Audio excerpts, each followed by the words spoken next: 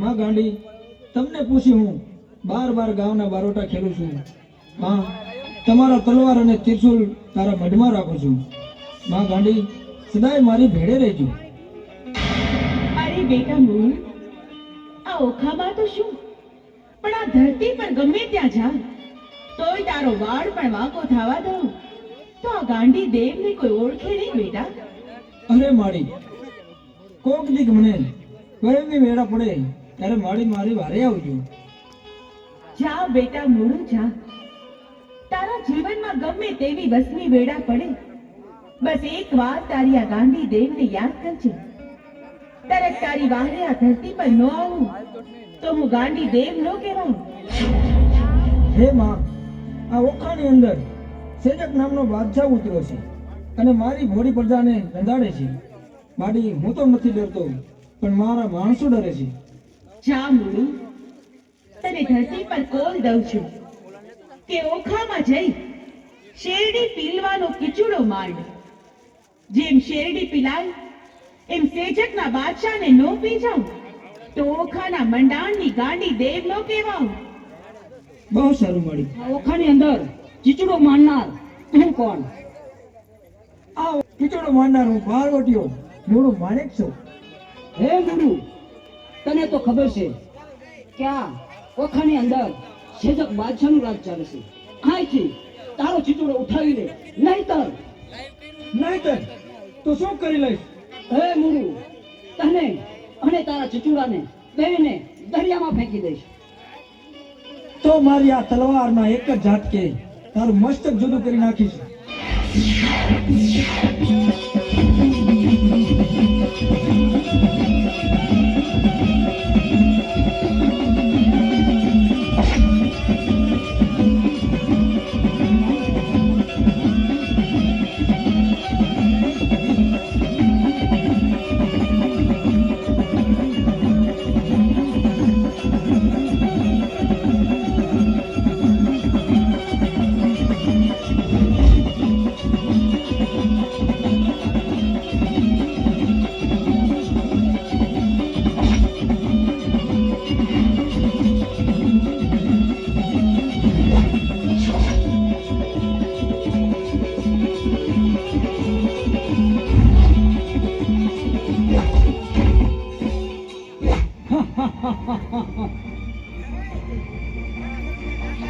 આ બાદશાહ મને નહીં પહોંચવા દે.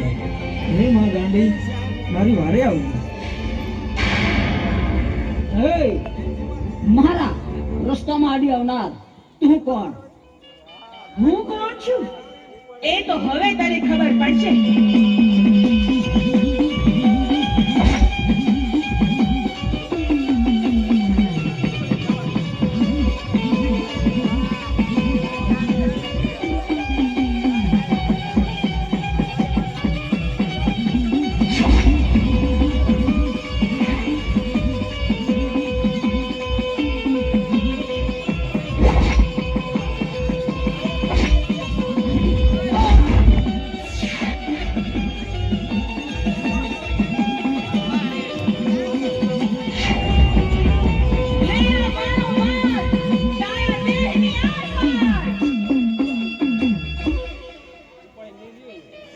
અરે મૂળું, મારું નામ લઈને તું બારવટું ખેંચે ને જ્યારે જાંગીના વાગતા હોય ને ત્યારે મને ગાંડીને યાદ કરજે.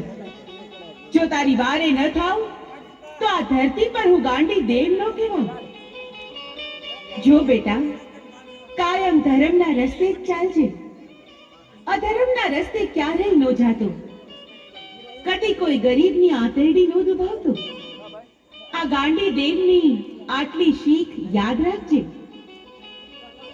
હા માં, હું સદાય યાદ રાખીશ. અરે ભેરુ, પાટણપતિ ભેરોસિંહ અંગ્રેજીનો ખટપટિયો છે. મારી કોઈ પણ બાતમી અંગ્રેજીની સાથે પહોંચાડે છે. તો આપણે અત્યારે પાટણ પર તાટકી અને એની રયતને લૂંટી લઈ ખુદ ભેરોસિંહ મારી સામે આવશે.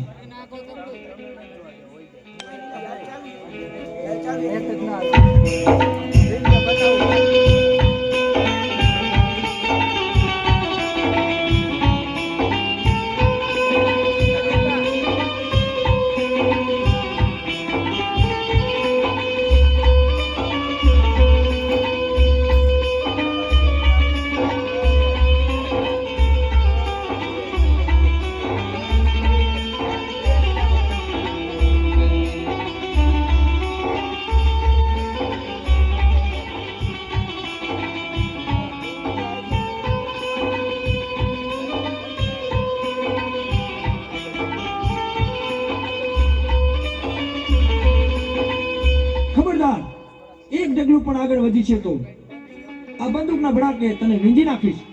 તારા અંગ પર જેટલા ઘરેણા છે તે ઉતારી મને આપી દે. અરે બાપુ, હું તો તમારી દીકરી સમાન ગણાવું. દીકરીના ઘરેણા ન ઉતારાય હો. દીકરી તો તું ભૈરવસિંહના રાજની, મારા ઓખાની નહીં. ઉતાર તારા ઘરેણા અને કહી દીજે તારા ભૈરવસિંહને કે ઘરેણા જોતા હોય તો ઓખા આવીને લઈ જાય.